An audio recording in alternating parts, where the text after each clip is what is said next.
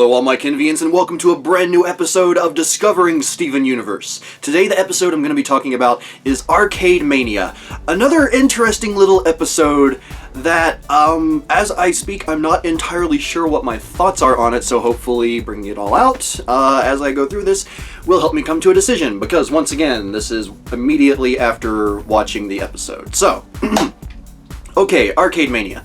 Start with my first favorite part of the episode, and that is the matching of the different gyms with the different arcade games. Now, to be completely honest, starting with Pearl, now her reaction to begin with, as far as being at the arcade goes, and then that first game that she went to, and I'm sure she'll smack me for saying this if she ever watches this episode, but it reminded me so much of my wife, Jill. She's not a huge fan of video games to begin with, but it's just, I don't know, Pearl's whole approach to the game where you're supposed to destroy everything with your car just reminded me so much of Jill while she's like trying to get used to certain games that she has attempted before and not really enjoyed that much. So, sorry, get a little bit choked up there. Yeah, I loved that aspect. And then Amethyst with the, is it called Skee Ball? Or whatever the arcade game is. Anyway, one of the most famous and old school arcade games out there where you roll the wooden balls and if it gets into certain holes, it gives you so many points. That was made for her, and it was definitely something that I could see coming, that she was going to cheat on that, because I would be lying if I said I never did that as a kid, or something similar to it. I never sat on top of the machine, but I might have gotten a little bit close to it and, threw some of the balls in. Oh, and then probably the best aspect of it was when Steven was trying to find the right arcade for Garnet to play. And I was honestly surprised at how Garnet reacted to the first game, although I guess actually, now that I think about it, I didn't think she was quite so literal a character. Like, it seemed like she had more intelligence about her as a character than being told, just punch, and then she punches the arcade. Yeah, now that I think about it, that's actually bothering me quite a bit, but I'll touch on that when I get to my annoyances. But yeah, just getting the different characters with all the different arcades was a lot of fun and really funny. Now, moving on from there, time to get into my annoyances. Yeah, that's literally the only favorite parts I could actually think of from the episode, unfortunately. Other than, I guess, honorable mention, Onion appearing again. Not Onion Boy, but Onion. And just being completely enraptured in Amethyst, tag on it, in watching Garnet playing that one arcade game. That was interesting. And how he won a scooter or a moped? Something along those lines with tickets. I found that rather interesting. But okay. Moving on into my annoyances with the episode. Okay. Let's start with, and this, I don't know if it's so much an annoyance, just so much a very weird thing, but Meat Beat? Really? A video game called Meat Beat? And I grew up with Ren and Stimpy and all these other cartoons that the adult humor was really in there. But I don't know, it almost seemed like there was a bit more subtlety. Maybe that's not the right word. But there was something that made it seem not quite so direct. Whereas in this episode you have an arcade game called Meat Beat, and it's like they don't just stop there with the title. Like, every little thing that the arcade announcer says sounds rather similar in adult humor tone. And not that there's anything wrong with that, really. I personally think it was quite funny, but coming from the perspective that this is a kid's show, I don't know. I just thought that was a bit much, maybe. Or maybe I'm being a prude. I don't know. Let me know if you think I'm being a prude in the comments down below. But that was just, I don't know. It just seemed like it was a bit too much.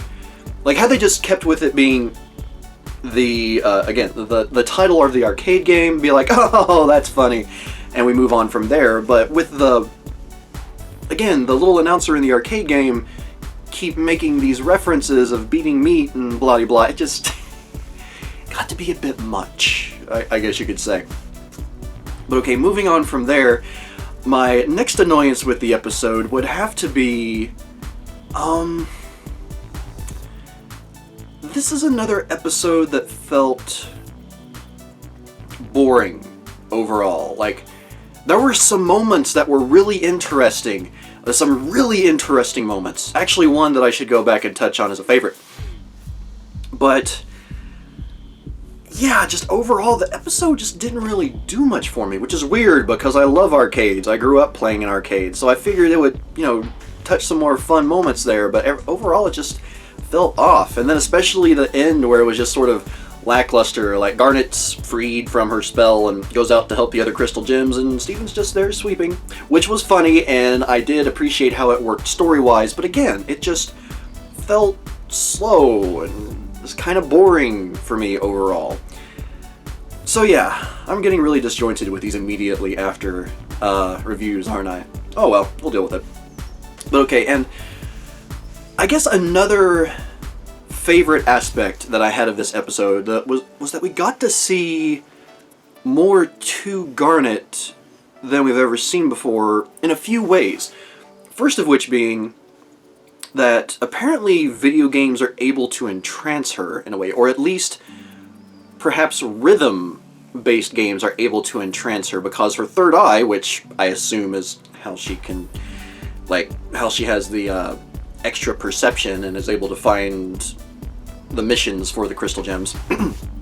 But like the third eye, it was the one that was glowing multiple colors and seemed to be the one that was in control of her. It was the one that wouldn't let her get away from the arcade machine, even going so far as to give it power through herself, which was weird, when Steven unplugged the game itself. So yeah, that was really interesting. And then also just the fact that she had a third eye. Now, I did notice one thing, and it could just be a discoloration issue, but unless I'm wrong, and correct me if I'm wrong here, viewers, but of the three eyes, she had a red one, a blue one, and a purple one. I think that the one in the center was purple. So I don't know, that seemed just too, I don't know, something about that makes me feel like it's going to be a part of the plot moving forward. Or maybe when we learn more about Garnet, learn about who she is, hopefully down the line, like we'll hopefully learn more about Pearl and Amethyst down the line. But that just seemed to be, yeah, that seemed to be just a part of it that really stood out to me for this episode. And then the fact that once she got it back together, once she realized what was going on, other than thanking Steven, like the first thing she did was return the visor. So I don't know if the visor is for protection or maybe it's to hide the three eyes from people, because that's, to the best of my knowledge, the only time we've ever seen Garnet without her visor, as far as the order of the episodes go at this point. So yeah, I'm really intrigued to that. I really, I guess you could say I really want to find out more about Garnet at this point. So yeah, that's another good part of this episode, and that would definitely probably be my favorite part of the episode overall. So yeah, as for my overall thoughts, I guess I kind of ranted and went into it when I was talking about the annoyances I had, but while it had some good elements, it was, like the previous episode, it was held down majorly by just not overall really being interesting. Again, except for a few particular parts, like when the little cone things attacked. That was interesting, especially when it popped out of the sand where Steven found a quarter. And then the third eye, or the three eyes with Garnet, and a few other things. Also, Pearl, and, well, other than when Amethyst is messing with Steven and kind of frustrates Pearl, there wasn't really any, conflict between them, seemingly, in this one. So that was interesting, sort of a step back from what I was thinking with the last episode.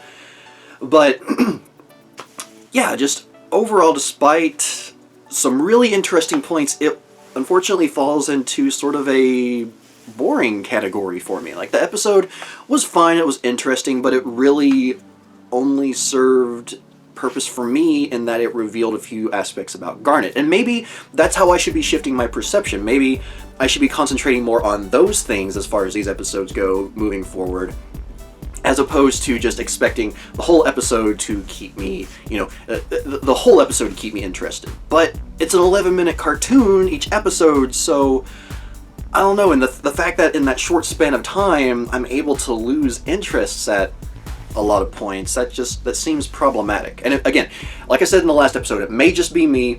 Those of you that have already seen the episode, or, well, rather those of you that are farther ahead on the show, because I assume if you're watching this that you have seen the episode, let me know your thoughts. Let me know some of your favorites and any annoyances you might have with this episode.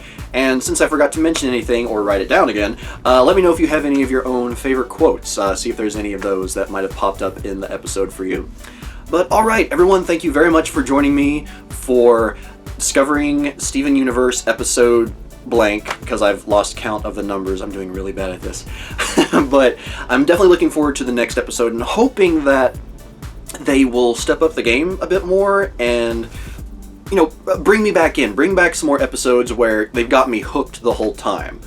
Because otherwise, I don't know, it seems strange that after several episodes in, where I've gotten increasingly interested, that all of a sudden the episodes are okay with some really interesting points. So, yeah, we'll see. So until next time, everyone, I'm PapaKenn, and Alonzi!